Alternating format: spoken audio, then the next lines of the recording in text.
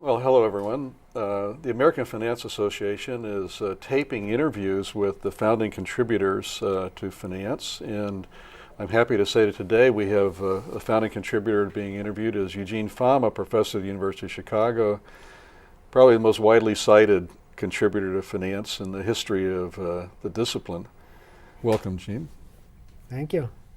Okay, what was it like in Okay, 1960? You went to Chicago. Right, I went to Chicago in 1960. Was there finance in 1960? Well, I didn't take any finance courses. Were there any finance courses? Yeah, there was a course on security analysis, Graham Oh, and good. Dodd. There was a course on money and banking, which I didn't take because I took it in the economics department. Right. And that was it. So there weren't any Was finance- Markowitz being used at that time? Markowitz was not being used. So even that was early. That was the 50s, like 50. Markowitz was 53. 53, and it was right? a thesis in the economics department. Yeah. Which he had trouble getting through. Yeah, because Friedman didn't think it was Think economics, very good, right? When I finished my thesis and Chicago hired me, I went to Miller and I said, I hadn't had a course from Miller. He hadn't taught. Mm-hmm. In order to attract him from Carnegie, I think they gave him a year or two off. So although I worked with him in my thesis, he still hadn't taught there, so I never had a course from him. And I went M&M, the first M&M paper was 58, right. right? So that was just 2 years Right, before you right. got to Chicago. Right. So he was not teaching that first Well, time? no, he didn't come. This is like 62. Yeah. So he came and he didn't teach the first year or two. So you taught the first finance course at Chicago, right? I taught the first finance course that used Markowitz. Used Markowitz, Right. yeah. At that point, it was just Markowitz because the Cap M wasn't. Yeah, that was yet. 64. And then Yeah. the Cap M came out. So, but anyway, when I went to Miller and asked him what I should teach, he said, "Look, we hired you to teach the new stuff. You have to do it." And that's how that course came about, which I've been teaching. So you've been ever teaching the since. same course? Well, I've added a few things. You've added a few things?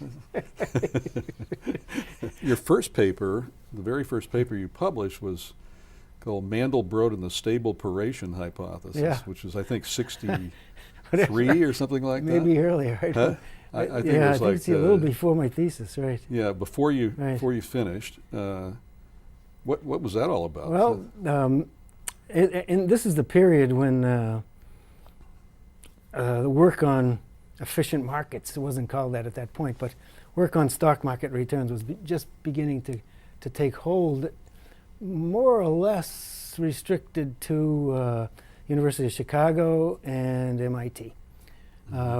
Modigliani was at MIT and Merton Miller was at the University of Chicago, and they were both interested in this. Harry Roberts, who was at the University of Chicago, Harry Roberts. Harry Roberts Yeah. was very interested in it. Had written a paper on random walks. Yeah, in stock market prices around that time. So there was a lot of interest. And Benoit Mandelbrot came and visited for a quarter, and he came periodically thereafter quite a bit. So I spent a lot of time with him. And if you look at my thesis, about 2/3 of it is on the distribution of stock prices, not on the time series behavior. So explain what these distributions These are. distributions were, Benoit spent his life showing that almost all stochastic variables are fat-tailed. Right. And he characterizes them with this class of stable distributions, which you're very familiar with. So, for example, the Nile River overflows way more than you would expect if rainfall. Or we flowed have in market the crashes. We have market crashes way more often. more often. Like if Four the standard crash of deviation 87 would events. happen every 150 million years. More than that. A 20 standard deviation event that was. Yeah. So that's almost totally unlikely. So those fat tails mean that these very unusual Right, things right, happen much more right, frequently. right. Yeah. The pencil leaves the paper more often than you would ever Right. predict under a normal distribution. So he had a substantial influence on me. But basically, it was Harry Roberts and Merton Miller at that time. Let's talk a little bit about how important data is to Yeah, financial research and how important CRISP was, because Right. it was it fostered a lot of research. Right, and right. Jim Laurie, I guess, was the Right, guy that right. first got the grant from Right. from who, Merrill Lynch? Merrill or- Lynch, right. to put together, Right. Chris, and Larry Fisher. Right. Tell us a little bit about it. I think finance had a very simple beginning. It was basically the coming of the first computers that made it possible to do large-scale empirical work. And Jim Laurie, who was a marketing professor at that time, went to Merrill Lynch and said, you know, you don't really know what the stock return was historically. You don't have a very good estimate of that. And we will put together a tape that will give you the background numbers that you need to calculate the return on the NYSE. So he got Larry Fisher. Larry Fisher did all of the development of the project. He thought about everything that I don't know how he did it. He thought about everything that could possibly be relevant in making the data perfect. Right. In order what you needed to calculate every return, all the capital structure, all the capital changes you had to take account of. And all things like name changes and trace and everything. And they came up with this number, which was the return on the NYSE from 1926 to 1960, and I think it was a few basis points away from the S&P return, but it was very accurate. So 1960, Larry put the tape together. Right. Then what happened in finance? Well, you know what happened in finance. Laurie became nervous, and he said, okay, Merrill Lynch gave us the massive amount of money, $250,000, to develop this tape. $250,000, of course, and it was real dollars in 1960, to develop this tape, but now we know anybody's going to use it. So he said, why don't you do a study of stock splits? And that's where the stock split study came from. Now, that's kind of... well, we did have on the tape splits. I mean, that's one thing that Larry collected. So well, we didn't have the actual date, right? No, we had the month of the split. Right, but didn't have the announcement date. Eventually, the announcement date got on there, but that became, as you well know, a very famous, that was the birth of event studies, basically. And again, who knew at that time whether that was going to be a big deal? I don't know if you remember, but where did we publish that? The International Economic Review. Some totally obscure place. But Franco was the referee, it turns out. Oh, was he? I didn't know that. He didn't say a word. He said, this paper's perfect, just publish it. We should have sent it to the... Yeah, I said, never again did I have that experience. Right? But if you look back at the paper, I'm sure you have, is there anything that strikes you in there? Except for the fact that the number's totally flat. Yeah. Well, no, what do you mean? There's not a single standard error in there. Oh, no, we didn't know what a standard error was. No, we looked at it and said, this is perfect. It's just totally flat. You don't need a standard error. No, you know, when I first saw that pattern, when we first got it out of the computer, I thought we had an error in our computer code, because I didn't think anything could look like that. Right. But then, what you realized after the fact, that it had to look like that, really, or else markets weren't working very well. But, well, for many years, that paper was the most highly cited paper in accounting. Yeah. Well, there's so many event studies in accounting. In accounting, right. Yeah. Right. I mean, it's like Merton Miller always said, accounting is event studies. Assets equal liabilities and then event studies. Well, we might as well talk about the Fama and Macbeth paper, because that's one of the most widely cited papers, and it pioneered a technique in finance that was kind of very unusual at the time. You want to talk about how that works? I'll tell you how that came about. You remember the paper that Black, Jensen, and Schulz published on testing the CAP-M. The CAP-M. And so this was one of the arguments I was having with Fisher. I said, Fisher, that technique where you form portfolios and all you're doing is running a regression. Yeah. And he said, no, it's not that. And I said, yes, it is. No, it isn't. Yes, it is. So I said, we're going to write this paper to show you that's what it does. The paper doesn't really describe it in those terms, but if you read Chapter 9 of the Foundations of Finance, it describes exactly in those terms that that's what's going on. So basically, I wrote the Foundations of Finance in order to show Fisher in detail that these two techniques were exactly the same. But what that paper does is it gives a framework for conducting cross-section tests of asset pricing models, or even anything you want to, any case where you have something resembling panel data, where you don't have to, where you can get standard errors that don't require you to estimate the covariance matrix of the of the residuals. It produces the right standard errors without requiring an estimate of that, and that's very important because typically, for example, if you have the cross-section of stock returns, the covariance matrix is too big to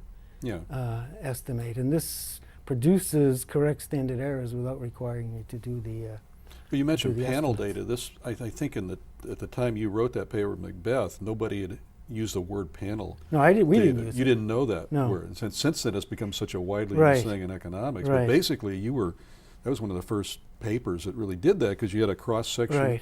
a time series of cross-sections, Right. and but also used economics as well as econometrics because the insight about testing the time series coefficients was that those things were like portfolio returns. They are portfolio returns. They are right. portfolio returns, and they should be independent Right.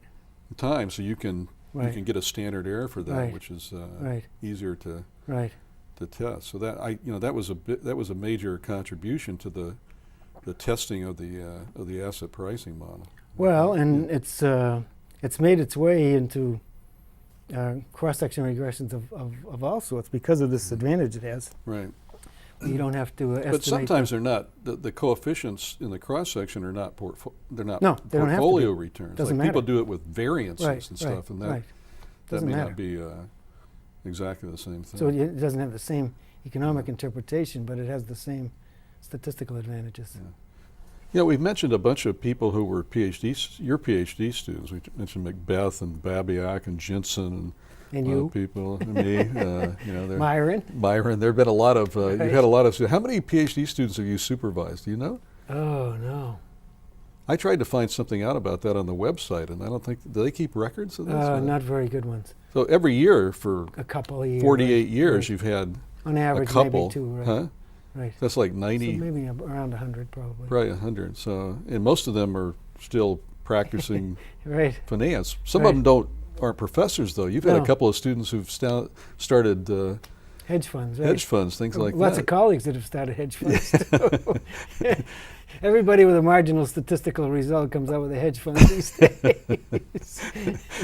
So who are some of those? Like They lever it up, but that doesn't change the T Yeah. statistic. How about what Cliff Asness? Is he Cliff? Right. 'cause, He was was he a possibly- PhD student? yes. Yeah. he was the best student we had had maybe for 20 years. Yeah. And he never published his thesis, but there were 3 essays in the thesis that were just first rate. And well, now he's a very successful investment manager. So he decided to make money instead Right, of right. follow the intellectual Right. life. I guess those two aren't incompatible. No. Well, totally, David but- Booth is another. Yeah, yeah. So you've been. I mean, we talked before about the stability. You know, you went to Chicago, you stayed there, you Right. married Sally, and Right.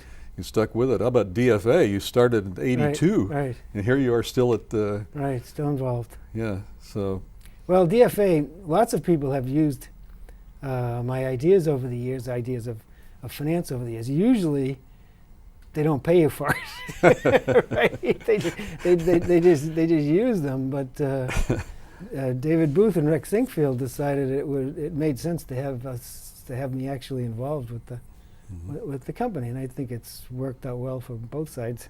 Yeah. Yeah. You want to talk about that at all, or just? Well, basically, David and Rex were stronger believers in market efficiency, as strong as anybody I know, including me. They were convinced that professional investment managers really couldn't add any value, and they started the company basically on the proposition that defined benefit pension plans weren't invested enough in small stocks, and that was an asset class they could provide, and there would be a market for it. And that didn't have anything to do with this bands well, result? let me finish. Huh? When they brought me along, and I said, well, you come along at just the right time, because Ralph Bonds just finished his thesis that says that small stocks have expected returns that can't be explained very well by the capital asset pricing model. So that was a double kicker, kind of, to the getting the business started. It was a small cap business to begin with. Then they started some bond products based on the research we've already talked about. But now it's evolved. Well, and then the Fama French stuff came along. Efficient markets took a long time to make its way into investment practice. Still now, I think Ken estimated in his presidential paper that less than 20% of money is managed passively.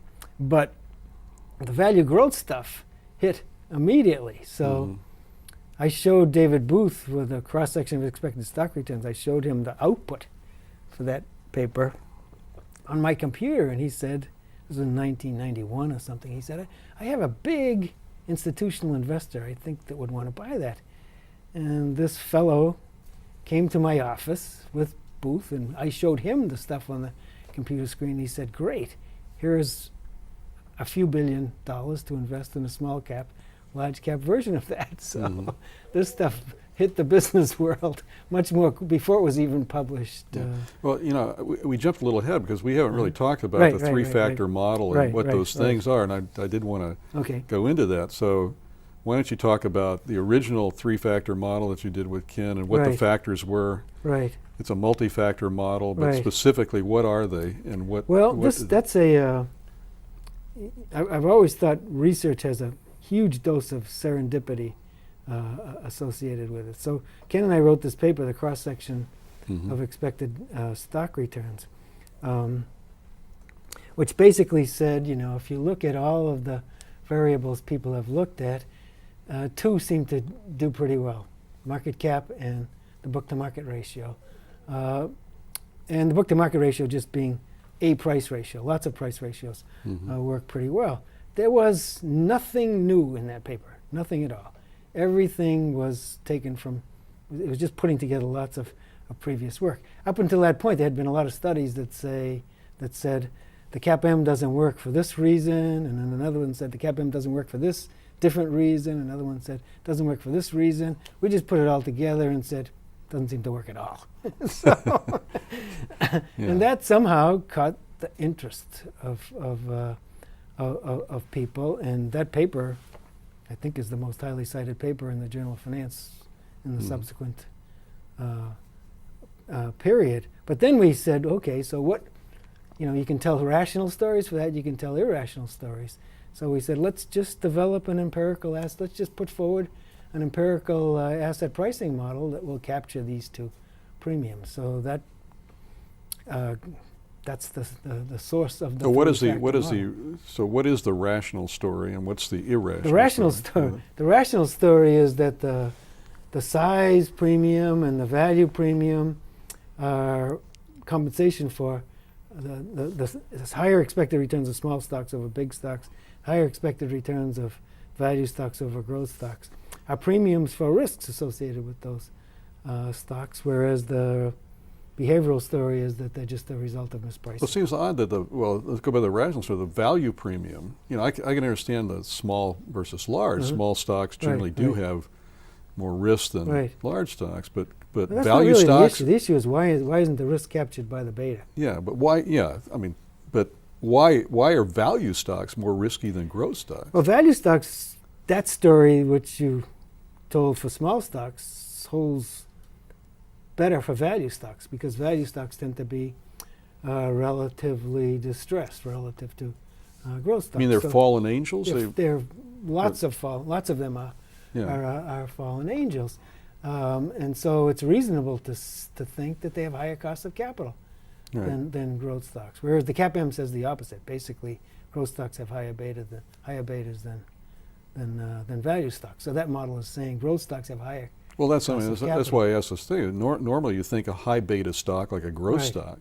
But the CAPM says it's more risky, right? But then this is the contrary. It disputes that. Right. To make full sense of that, you have to go back to something like, Merton's ICAPM or the APT or something in which there are multiple factors, but then you have to tell some kind of story about why these different risk premiums capture, why there are differential risk premiums per unit of variance.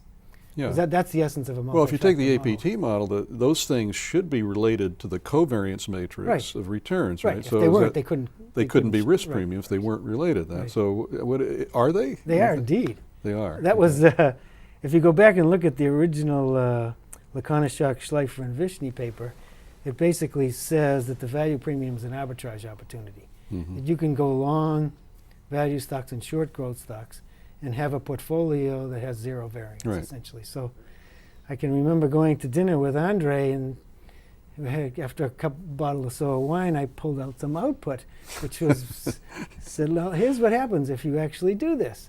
The variance that you get is on the order of the variance of the market. Yeah. It doesn't look like A risk-free. an yeah. arbitrage opportunity to me. Yeah. And he said, well, but okay, maybe it looks like a risk factor, but the risk premium is irrational. Now, at that point, you're in a box. Yeah. You can't tell the difference between the rational and the irrational story. So that's basically where it stands today. Well, I think everybody agrees that the difference between value and growth returns has a big variance associated with it. Right. They disagree about whether the premium for that Whether is that's a risk rational- premium or a market irrational opportunity pricing, to. Right. But as you said, if you take a hedge portfolio, that's certainly not a risk-free No, far from risk-free. position. What about other things in addition to value growth and size? You use momentum too. I mean, Yeah. you looked at that. So what Well, is that? Is that momentum gives me a problem because the momentum, the winners and the losers in momentum sorts change so frequently that if that's a risk story, the risk has to be changing in a very volatile way. like if you look at 6-month lags, Right. 6-month past Right, returns, right. the ones that have done better continue Right. to do Continue better. to do well. But that changes every month or Right. every Right. period. So, This happens around the world except Japan. The Japanese are somehow immune to this. well, maybe they're more rational. Who than- knows, right? uh, In my view, biased obviously, is that finance is the most successful area of economics. It came from nowhere in the, mhm. before Markowitz there was nothing. And in that half century, empirically, it's clearly the most successful. Well, it's better area. data than anything. Better data, Yeah. and used in a very Yeah. careful and logical, sensible way. So the field has. I'm not sure we know a lot more than we did then, but we know why we don't know it. You know? Well, you're saying there's plenty of room for still discovering Right, answers right, to questions that we don't know about, Right, like right. leverage and Right. cost Tax of effects, capital whatever, and stuff right. like that. Right? Right. Risk and Yeah. return. I don't think the three-factor Asset model. pricing. Yeah. Yeah. I mean, the three-factor model galls the purists in asset pricing because it's empirically motivated. Yeah, It well- doesn't come out of consumption No, it's theory or anything like that. It comes because you observe empirical Right, regularity, right. and then you say Work well, backward from there. Work back from there. But that's a lot of things do that. Right? I know mean, that, right? Theorists are just waiting for some new empirical discovery so they have something to explain. That's right. I mean, that's basically the way the Theory science. works, right. Yeah. Well, Gene, thanks very much for the interview. I enjoyed Thank it. you. I hope you did too. And I thank did. you, everybody, for watching.